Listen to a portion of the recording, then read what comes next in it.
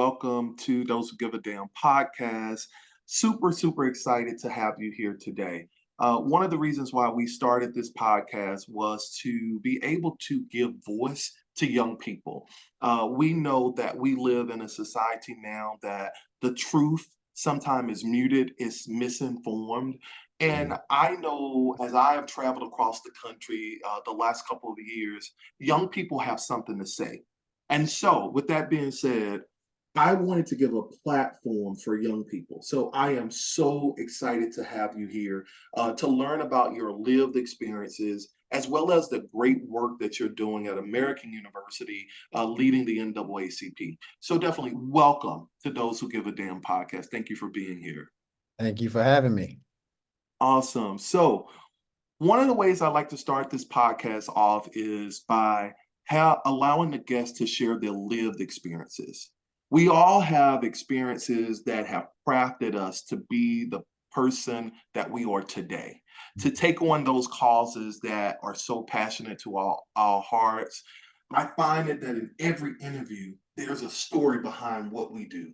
Share with my audience how you got into social justice and then leading the NAACP there at American University. Yeah. One, thank you for having me on the podcast today. It's great to be here with you.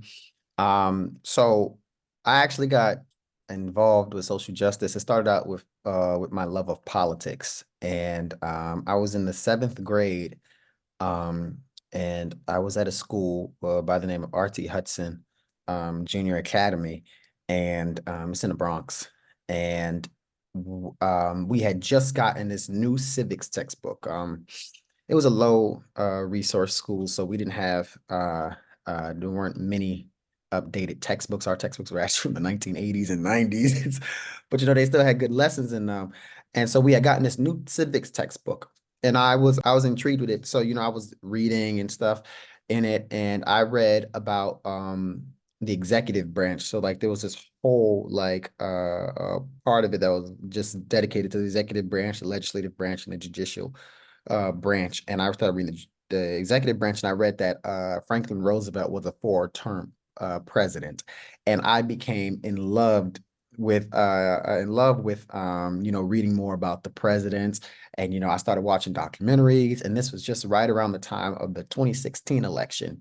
And so, that is where I actually developed a love for politics at. And, I carried that from 7th grade all the way to 8th grade to high school. And that's where I began, to dive deeper into politics and knowing the world of Washington and how it is. And this is all under the Trump administration. Diving deeper into, the conversations of politics, I'm at a very conservative preparatory school in the Rochelle. And I'm getting into debates with folks, and my views start to change because you actually are a product of your environment and stuff. And then so I'm still having conversations throughout the entire time I was there at Iona Prep. And so then I get to American University. And now all of a sudden my views all change around. Now I'm all types of screwed up. Now my views are now different. Now they're opening and stuff. And so I see, there is a need for young folks like myself to get involved, not only in politics, but the fight for social justice. I saw what was going on in 2020, like we all did, with George Floyd. I actually participated in a protest where I live in Middletown, New York. It was a pretty far walk we had to walk. I do remember that. It was a long walk. It was good to be there. That's something I could say. I was part of that. It was in the protest in the daytime. So and so, that's kind of where it started. But when I got here, I saw that there was a need. There was a lot of I became more aware of systemic issues happening in America against African Americans and people of color. And as someone that is African American, I understood it, but I never really studied the systemic issues. We all get to talk about police officer confronts us, exactly what to do. And that there are some folks that, don't have to do all that you have to do, and never really looked at it. And so now at American University, I became more willing to, understand why this stuff is happening, who is it mainly targeting, have conversations about it and stuff. So, it all started with a civics textbook in seventh grade. So, Wow, wow. Let me ask you this, Tyler. What is the biggest mm. issue facing America right now? Oh, there are a lot of issues that face America right now. I don't think there is, me personally, I don't think there is one particular issue, but if I was to pick one, I would say the fight for democracy is a very big issue that we are facing right now, especially going into the 2024 election. Every year this is the most important election of your time, but that really pertains to right now, you know, um, where we have one candidate that, believes the election was rigged against him. And, if reelected again, I wholeheartedly believe it would be a revenge tour. It will totally be a revenge tour. And I have nothing against people that, vote for that candidate or anything. You vote for him because, maybe you don't think the economy is going well or immigration. Those two issues are big issues in the United States too. But I would say when we have a leader or a president that, doesn't believe in the system. Let me say it like that. People are against the system, but in the political system, which keeps this government going, and you want to turn it into your favor, there's a problem. There's a problem. And for folks just to bypass that, that's an issue in America. And I'm not Eh, going after people's beliefs or anything. I'm just saying. Right, right, right. And you mentioned democracy. Yeah. What does democracy mean to you and your generation? What Mhm. are you hearing as the NAACP president there at American University? What is democracy to you? And what have you been hearing from your counterparts about what democracy means to them? Because democracy means different things to different people, Yeah, it depending does. on the lived experiences Mhm. that you've had. Mhm. Mhm. To me, democracy is supposed to mean by the people, of the people, for the people. Now I switched it all up, but it's the people are the main cause of democracy. Now, with you and I's ancestors, democracy didn't always mean the same thing to our ancestors or to us than it does to the our white counterparts. That's a concern in America. It still feels that way in America amongst a lot of people. That democracy means totally different things. I've had discussions with some counterparts. Now, not everybody I'm friends with is political.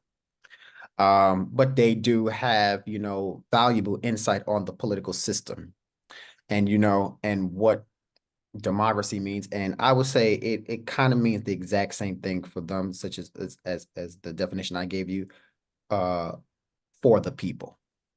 And maybe we know folks that don't really believe in democracy because they just haven't seen it. Democracy hasn't come knocking on their doors like other demographics in America. And so to me personally, democracy means for the people, by the people, of the people. Absolutely. Let me ask you this. What is your vision for America? My vision for America is that everyone is treated fair. Everyone is equal. Everyone should be paid the same way, even if you're doing different jobs or, you're doing a different amount of work than someone else is, more work than someone else is. What I'm saying is it should be equality in America. That's my vision for America, that everyone has a fair shot and everyone has an opportunity to live the life they want to live. We talk so much about the American dream. And I was reading an article that the American dream is dead. I don't think it's dead. I just think that some people need to actually experience it, that, it could be given to everybody. The American dream can be realized and everyone can live the American dream. But, what are we doing to make that happen? So my vision for America is that everyone is treated fairly, and can live the American dream and have the opportunity to do so. I'm gonna press you a little. What does the American dream look like?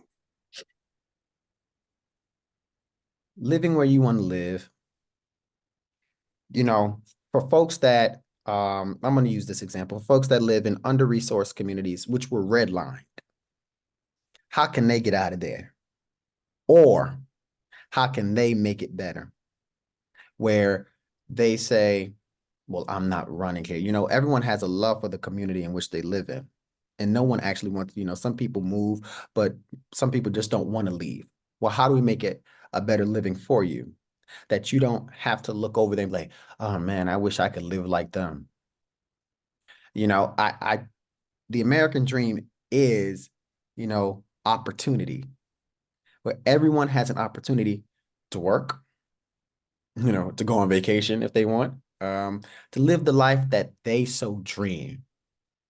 And they don't have to look at the person next to them and like, oh man, you got it way much better, way more better than I do. No one should think that way. And that's, you know, it's gonna happen. You know, everybody wants to, you know, better themselves in one way or another. But if they do want to better themselves, they should have the opportunity to do so. There should be no systemic barriers blocking anyone based off of race, class, gender, sexuality. There should be no barriers there. Everyone, if you're an American citizen, you should have the opportunity to achieve the American dream. That's what the American dream is.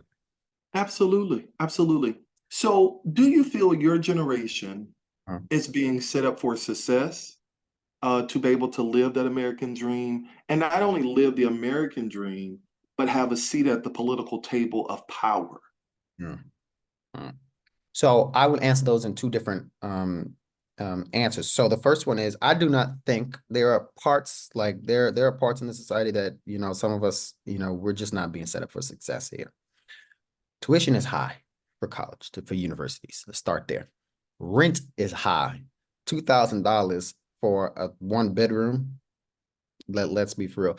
And to get a house, you have to make a certain amount of income, which looks like and your spouse have to make six figures just to get probably a 3 or 4 bedroom home and live comfortably in a residential area. We are not being set up for success here in this economy. And I think things are going to have to change. Things are going to have to change. And that's where I say it is up to us. You know, we do have folks that are of the old guard in office that are making it difficult for my generation to really, you know, have a seat at the political table. But I think that we have people, and I would say myself, that want to be there, that have the motive to be there, that has the motivation to be there, and we will get there. Just like how they had the motivation in 1960s and the early 70s. And see where they're at now. They're sitting at the political tables or were at the political tables and retired. You know, we had that same motivation. We just have to channel it. But I also think, you know, we just can't give up. You know, we have a very short attention span. We have a very short attention span, and that is an issue that we're gonna have to overcome.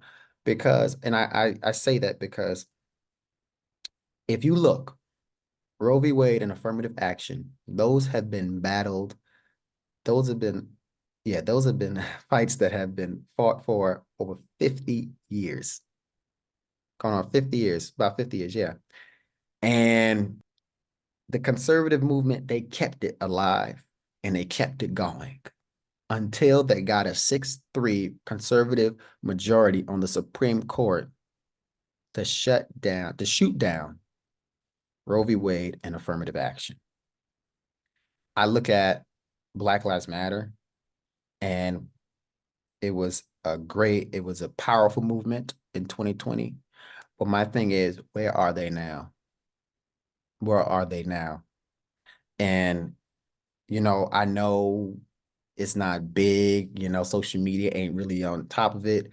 You know, there's not many blackout Tuesdays or protests walking around. but that doesn't mean the movement stops. That doesn't mean the message dies down. All that means is to keep it up. And it doesn't matter how long it takes for you to get there. You're going to get there. You're going to get there.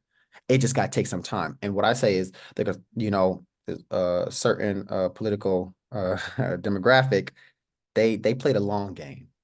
And that's an issue that I could see my generation having is, you know, we don't play the long game, and we got to get in that game. It's gonna be long and muddy, but you want to see change? All right, let's do it. If it takes 40 years, then it's just gonna take 40 years. Tyler, I want to pressure you here on that, your response there as well.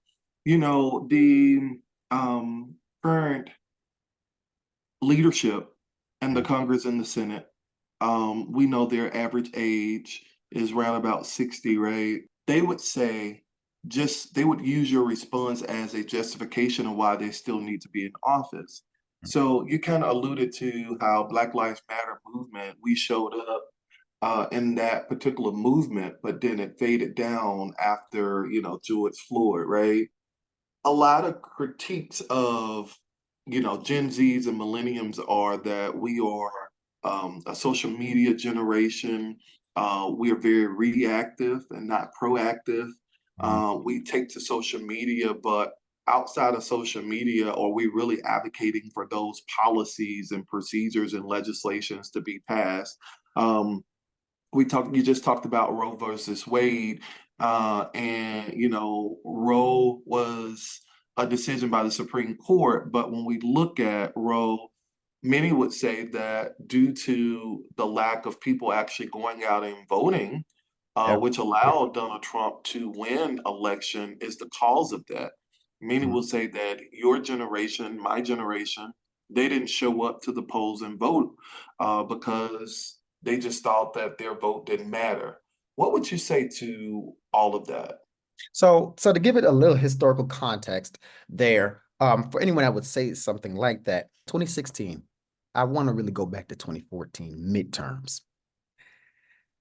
Democrats did not come out and vote, which led to a Republican majority both houses, which led for Mitch McConnell to block Merrick Garland's nomination, wouldn't even give him a hearing when President Obama put him up for the Supreme Court after Justice Kennedy passed away. Was Justice Kennedy Justice Scalia?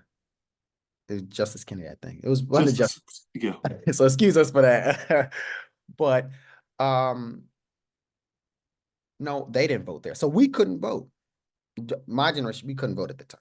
We couldn't vote. We just were not of age and stuff. So Democrats didn't vote them. So then people come out in 2016. No one votes in 2016, though Hillary won the popular vote.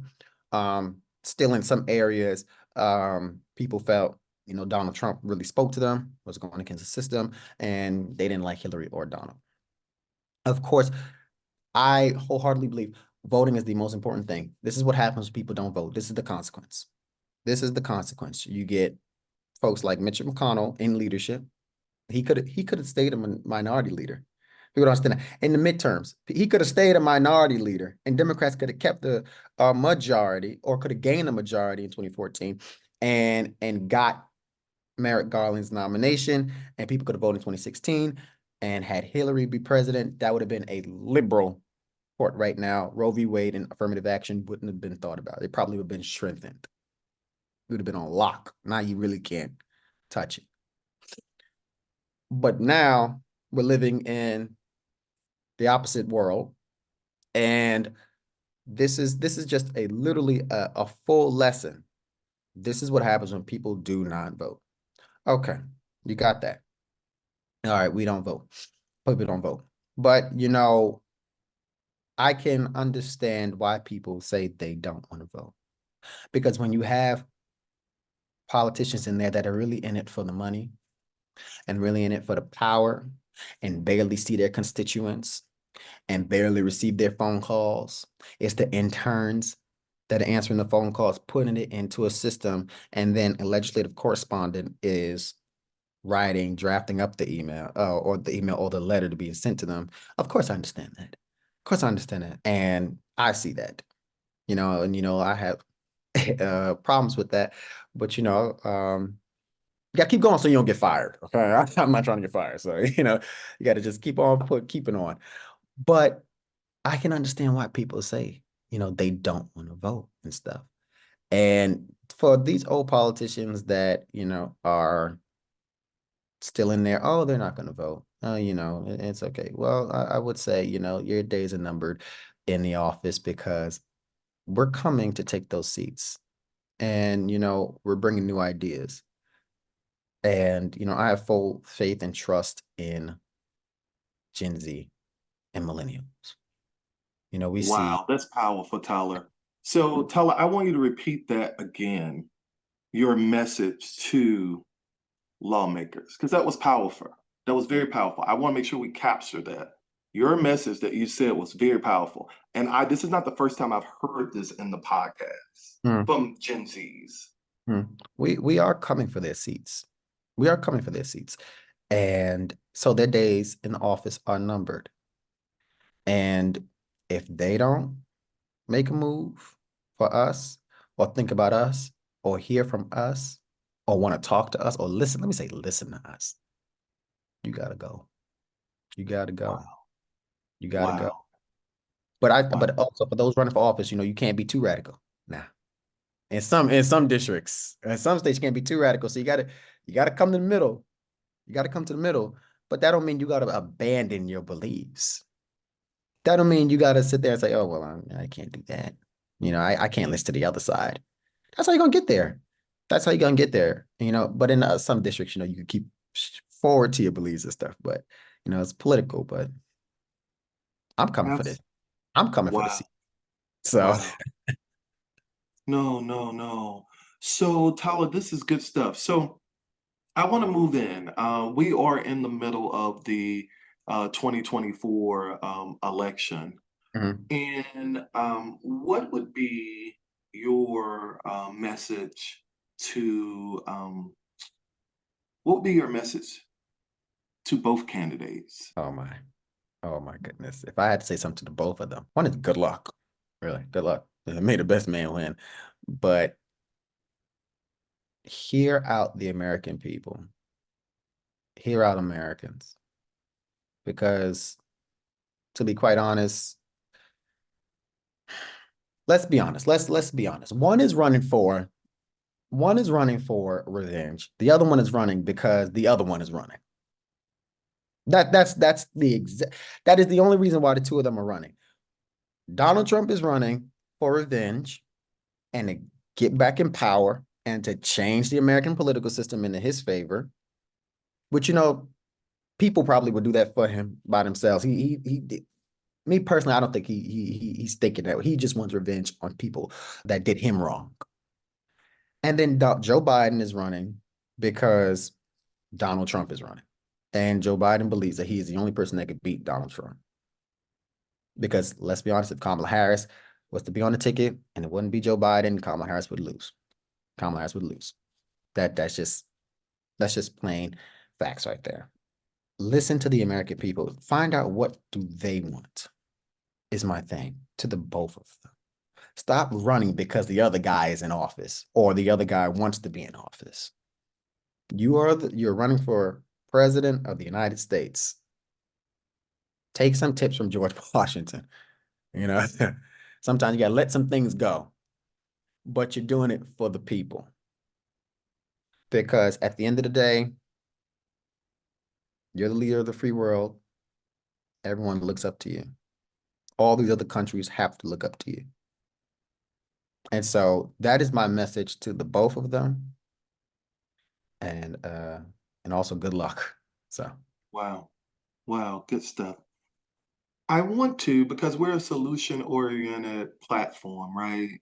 We're here to spark conversations that will then spark action. What action and charge do you have for your generation, for Gen Zs? What is your charge to your generation? we got to, number one, we got to be in the polls. I'm so big on voting. Like I've talked about that the entire podcast. Like I'm so big on voting because, and not only voting in presidential elections, but voting in midterms and off-season elections also, because it's not only the president that decides stuff. Let's talk about the local level. let's talk about the state level. These are, I would say those are very important elections. Those are important elections. Every off-season, local level or state level election, those are the most important elections because their policies are going to mainly impact you immediately. Immediately. So we got to stay in the polls. I know you're going to get tired. You're going to be drained. But them conservatives were tired too, and they got what they wanted. It's been a Wow. long time coming, right? And so, we got to stay in the polls, but also we got to stay up in our congressmen's, congresswomen's, congressmen, elected officials, senators, mayors' faces. Let's come down to Washington. Let's be our own lobbying group. What do we want to see? You know, it's good, to make the phone calls. That's great and everything. But your messages are being put in the system. You're gonna get a letter. You're gonna email an automated one. One from legislative correspondent. It's gonna be the same thing. It's gonna be the same thing. Go have meetings with them. Go talk to them. Let them know this is what we want. We're willing to work with you on it. We understand Congress is real polarized right now. And I'm just talking about the federal government right now. Um, get in their faces. Get in their faces. Annoy them. They are literally there to work for you. And if you believe your Congress man or woman or senator is not working for you, your representative is not working for you, then go knock on their door. Go have a meeting with them. They're probably going to send you to a legislative correspondent, a legislative director, or somebody. But let them know. Let them know. I want to talk to this person. I want to talk to this person. And listen, this needs to get done. Or I promise you, you are going to have a tough time come November. Or you know what? I may just primary you. And nobody wants a primary. Nobody wants a primary challenger. Nobody wants that because now you're just losing votes. Now they have put themselves in a Jimmy Carter 1980 against Ted Kennedy. You don't want that. Nobody wants that. Go lobby. Go find some partners in Congress that believe the same thing you believe. Go rally them up also. Go find some organizations that got money, some PACs that got money. Put them in the office because they'll listen to people with money. They listen to people with money though. They listen to people that's gonna fund their campaigns, millions of dollars. Put a TV ad up there. They'll listen to them. Go talk to them. See what you can do to get involved. And hell, if that don't work, then go ahead and start your own PAC. So Absolutely. you got to do it. You got to do everything. You got to think of everything because this is serious stuff. This is serious stuff. And democracy is on the line. Your life is on the line. You got to vote like your life is on the line. And it Yeah. is. Yeah, and we also have to remind people too that it is just as important to vote in your local elections as well. When we look at Medicaid and Medicare, and particularly Georgia and Mississippi, those decisions are being made at the state house. They're being made at the governor's mansion. And so while we, really get involved in this polarized election of the president, which is very important, it's also imperative that we vote in our local elections because they determine some of those policies that affect the people the most, right? And I always say that local government is closest to the people, and those are the policies that affect the people the most. And I see that across the South, and particularly in Georgia and Mississippi, where they are fighting for Medicaid. In those states, we understand the health disparities that are there when it comes to African Americans with the highest diabetes rates, when they have the highest heart disease, obesity rates. They need Medicaid expansion immediately. And those states are struggling. And all of that happens at the local level. So, Tyler, you are exactly right. You're exactly right.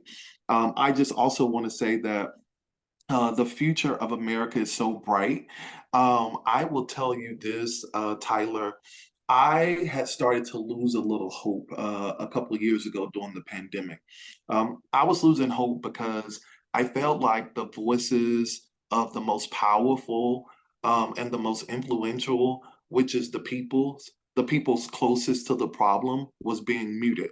And so I wanted to start this podcast to elevate those voices. And I am so encouraged every single episode. My tank runs over to see that I am so glad I started this podcast. I'm so glad I got back in the game because I was about to sunset and I'm just 38 years old, but I was about to give up because I just felt like we wasn't making any ground. But to hear your tenacity today, to hear your boldness, your courageousness, it gives me inspiration to keep going, right? I'm super excited, super excited about what's to come. I'm going to start us and Tyler to wrap up and go into the complete the sentence segment of the podcast, right? Right. And this is to just let everybody know who's listening. This is just part one because Tyler is going to have me at American University soon, and we're going to be doing a circle talk with our fraternity brothers of Alpha Phi Alpha fraternity, which I'm excited about. Oh What? six, right? I'm super excited about doing that circle talk in April with the bros to really dive into more diverse perspectives and ideas from your generation. Tyler, I'm going to start off with the first one. We've talked a lot about this, and I kind of want to hear you go a little bit deeper. Mm. The future of America needs more. Strategic thinking and creativity. Wow. Strategic thinking and creativity. Wow. Awesome.